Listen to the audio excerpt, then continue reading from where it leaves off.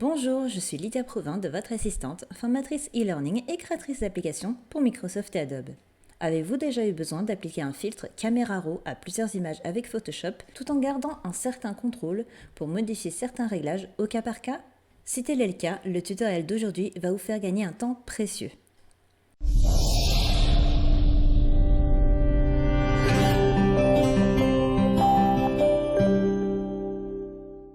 Un filtre Camera Raw est un filtre qui sert à modifier une image en jouant sur la saturation, le contraste, l'exposition, etc. de manière non destructive, vous permettant ainsi de corriger une photo ou de lui donner un effet différent de celui que le photographe lui a donné lors de la prise de vue. Pour commencer, nous allons voir comment appliquer un filtre Camera Raw à une seule image. Donc, après avoir ouvert votre image,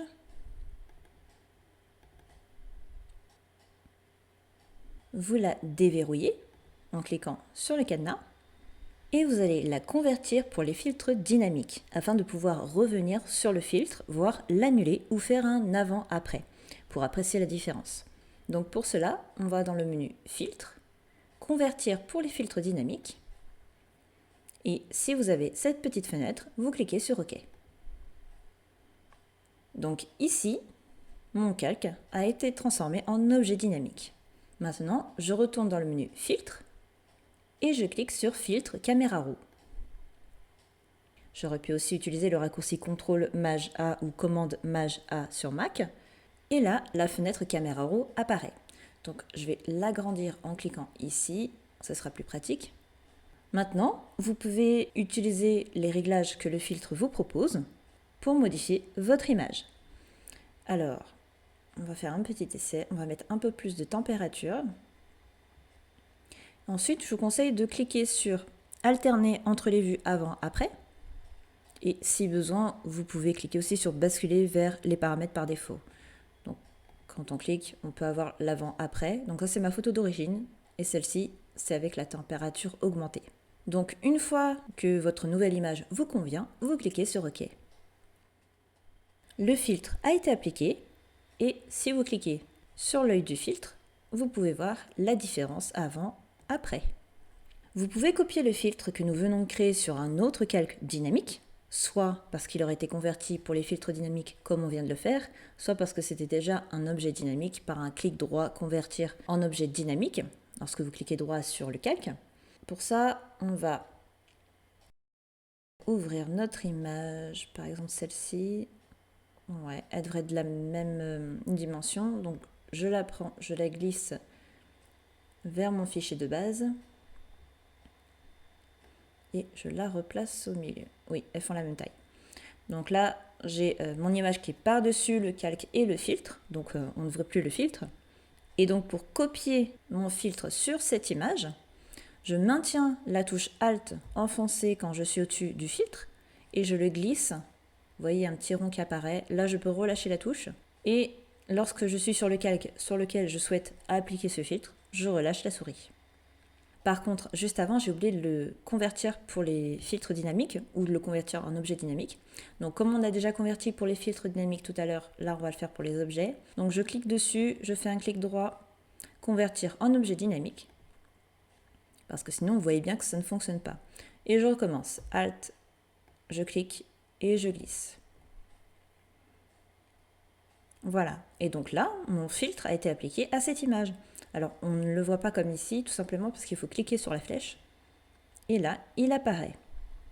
Donc, comme vous avez pu le voir, la copie du filtre ne peut se faire que dans le même fichier. Mais maintenant, nous allons voir dans la suite de ce tutoriel comment faire pour appliquer un filtre Camera Raw à plusieurs images en même temps et qui ne soient pas sur le même fichier. Donc déjà, on va fermer tout ça sans enregistrer. Voilà. Donc les prérequis pour cette manipulation, c'est tout d'abord qu'avec cette technique, vous ne pouvez utiliser des images qu'au format JPG ou TIFF, pas au format PNG. Et que vous ne pourrez pas convertir les filtres dynamiques comme vu précédemment, mais vous aurez quand même la possibilité d'utiliser des objets dynamiques. Donc c'est à peu près la même chose. Pour effectuer la manipulation qui suit, Adobe Bridge doit être installé sur votre ordinateur et les images à traiter doivent être placées dans le même dossier. Ce sera plus pratique. Pour commencer, on va aller dans Adobe Bridge. Donc soit vous le lancez à partir de tous vos programmes, soit dans Photoshop, vous avez Fichier, Parcourir dans Bridge. C'est la même chose. Donc moi, je l'ai déjà ouvert pour gagner du temps. Ensuite, vous allez rechercher à gauche le dossier où se trouvent vos images. Et donc moi, je l'ai mis sur mon bureau dans un dossier nommé Nouveau dossier. Pour cet exemple, je veux appliquer un filtre Camera Raw à ces 4 images. Donc pour ça, je vais faire une sélection globale. Ou alors, vous pouvez aussi faire un CTRL A ou un commande A sur Mac. Ou alors, si vous ne voulez pas toutes les images, vous sélectionnez une image, CTRL, vous en sélectionnez une autre, etc. En cliquant ailleurs, vous désélectionnez tout. Donc moi, je prends les 4 images. Pour appliquer le filtre Camera Raw à ces images sélectionnées, vous allez cliquer sur l'icône « Ouvrir dans Camera Raw », donc qui se trouve ici. Alors le raccourci n'est pas affiché, mais sinon vous pouvez faire aussi un CTRL R ou un commande R sur Mac. La fenêtre Camera Raw s'ouvre comme précédemment, mais avec une petite différence. C'est que vos images sélectionnées apparaissent en bas de l'écran, ce qui n'était pas le cas tout à l'heure. Pour appliquer les réglages à toutes les images, vous allez les sélectionner, donc un peu comme tout à l'heure. Donc soit vous sélectionnez tout par un CTRL A, commande A sur Mac, soit vous en sélectionnez une et CTRL, vous sélectionnez les autres. Donc là, peu importe. Par contre, la première image sélectionnée est celle où vous allez voir les modifications se faire en temps réel. Donc choisissez bien la première image. Donc moi je vais prendre celle-ci. Et ensuite, je peux prendre toutes les autres. Donc quand c'est entouré de blanc, c'est que c'est celle qui est en cours. Et quand c'est encadré de gris, c'est qu'elles sont sélectionnées.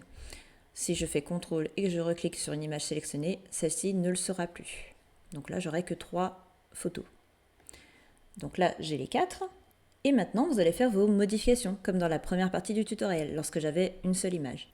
Donc, par exemple, on va ajouter un peu de température. Voilà. Et donc, vous voyez, quand je modifie, il y a une petite icône qui apparaît sur mes images. Donc, ici, donc forcément, quand je relâche, ça disparaît. Mais si vous regardez ici, vous voyez que ça se modifie. Donc, comme ça, vous savez que ces images sont concernées. Donc là, je vais me mettre un petit peu ici.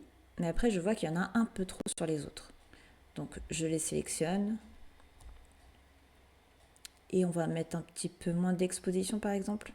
Voilà. Donc, ça me permet de faire une action groupée et ensuite de faire une action, mais sur quelques images, par exemple. Mais je peux aussi tout à fait prendre une seule image et la modifier toute seule. Une fois vos modifications effectuées et une fois que le résultat vous convient, vous allez sélectionner là où les images que vous souhaitez exporter. Donc là, encore une fois, je vais toutes les faire. Donc CTRL A. Cette fois-ci, peu importe laquelle vous choisissez en premier. Et en bas de la fenêtre, vous avez le bouton Ouvrir. Alors si vous cliquez sur la flèche, vous avez de nouveau Ouvrir. Donc c'est l'action par défaut. Ça ouvre là où les images dans Photoshop avec le filtre appliqué, comme si vous l'aviez enregistré de cette manière, tout en gardant enregistré les réglages définis dans Adobe Bridge. Donc ça, on va le voir juste après.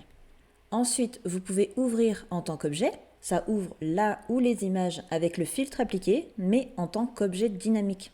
Ce qui vous permet par double-clic sur le calque dans Photoshop de pouvoir revenir sur les réglages, comme nous l'avions fait dans le tutoriel sur l'effet vignettage de Photoshop. Cette option conserve aussi les réglages dans Adobe Bridge. Et enfin, vous avez Ouvrir une copie, qui fonctionne de la même manière que l'option Ouvrir tout court, à la différence que les réglages ne sont pas conservés dans Adobe Bridge. Si vous pensez qu'il serait possible que vous ayez à modifier le filtre par la suite dans Photoshop, il est donc préférable d'ouvrir les images en tant qu'objet. Vous pouvez également cliquer sur Terminer, ici, pour revenir à Adobe Bridge en y conservant les réglages. Donc, je vais faire un essai pour ouvrir en tant qu'objet. Donc là, je vais supprimer le profil incorporé pour les 4 images.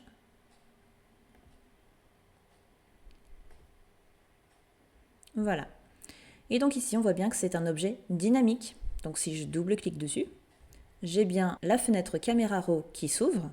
Cette fois-ci, je n'ai pas d'autre image en bas de la fenêtre, mais j'ai bien les réglages que j'ai appliqués, puisqu'avant, on avait la température au milieu. Donc là, je vais annuler. Oui. Alors, si vous avez choisi d'ouvrir les images via la première ou deuxième option, c'est-à-dire ouvrir ou ouvrir en tant qu'objet, ou que vous avez cliqué sur Terminer dans la fenêtre Caméra Raw, après avoir modifié des réglages, vous verrez que dans Adobe Bridge, une petite icône apparaît dans le coin supérieur droit de vos images. Et donc en double-cliquant sur l'image, celle-ci sera ouverte dans Camera Raw avec le filtre précédemment appliqué. Voilà. Et là par contre j'ai bien l'image en dessous, mais avec toujours les réglages. Ici j'annule. Si vous souhaitez supprimer les réglages appliqués, alors on va le faire sur cet exemple. Donc si je double-clique, on voit bien qu'il y avait une grosse différence. Mon image de base était plutôt bleutée, donc j'annule. Et je vais retirer l'effet. Donc je fais un clic droit dessus, toujours dans Adobe Bridge, et je vais dans Paramètres de développement, effacer les paramètres. L'icône disparaît et l'image revient à son état d'origine. Donc si je double-clique, elle saute directement dans Photoshop et n'a plus de filtre. Alors, on va terminer sur deux petites astuces. Donc là, on ne va pas enregistrer, mais on a toujours nos filtres appliqués sur les autres images. Alors, ce que je vais faire, c'est que je vais quand même appliquer un filtre Camera Raw à cette image. Donc, clic droit, ouvrir dans Camera Raw, puisqu'ici, il n'y a plus de réglage. Et là, on va faire une grosse température. Voilà, comme ça, on voit bien la différence. Terminé. Voilà, donc là, j'ai bien de nouveau mon filtre. Là, mon image est fermée dans Photoshop. Je vais faire Fichier, Ouvrir, ou CTRL-O ou Commande-O. Et ouvrir mon image, donc c'est celle-ci. Et là, mon image est ouverte avec le filtre Camera Raw. Et si je regarde Photoshop, je vais baisser la fenêtre. Voilà, je n'ai rien d'autre. Donc en fait, mon image va toujours s'ouvrir avec Camera Raw, même si je passe directement par Photoshop, ce qui est quand même embêtant. Donc pour contourner l'ouverture de Camera Raw, soit vous allez supprimer le filtre qui est sur cette image, mais bon là vous perdez tout l'intérêt de ce filtre Camera Raw puisqu'il n'y aura plus d'effet, soit dans Photoshop, vous allez dans Fichier, Ouvrir sous. Et là vous reprenez la même image. Par contre, ici, vous ne choisissez pas Photoshop. Vous allez choisir le format de fichier de base de votre image. Donc moi, c'est JPEG. Donc c'est en bas. Alors JPEG et non pas JPEG 2000. OK. Et là, je clique sur Ouvrir. Et là, j'ai bien mon image de base, puisque ici, elle était plutôt jaune. Maintenant, à l'inverse, si vous souhaitez ouvrir votre image dans Adobe Bridge directement avec Photoshop sans repasser par la fenêtre Camera Raw, comme ça m'a fait quand j'ai ouvert cette image, on va fermer ça. Dans Adobe Bridge, vous allez maintenir la touche majuscule enfoncée et double-cliquer sur l'image. Et l'image a donc été ouverte selon l'option par défaut d'ouverture dans Camera Raw, c'est-à-dire sans objet dynamique.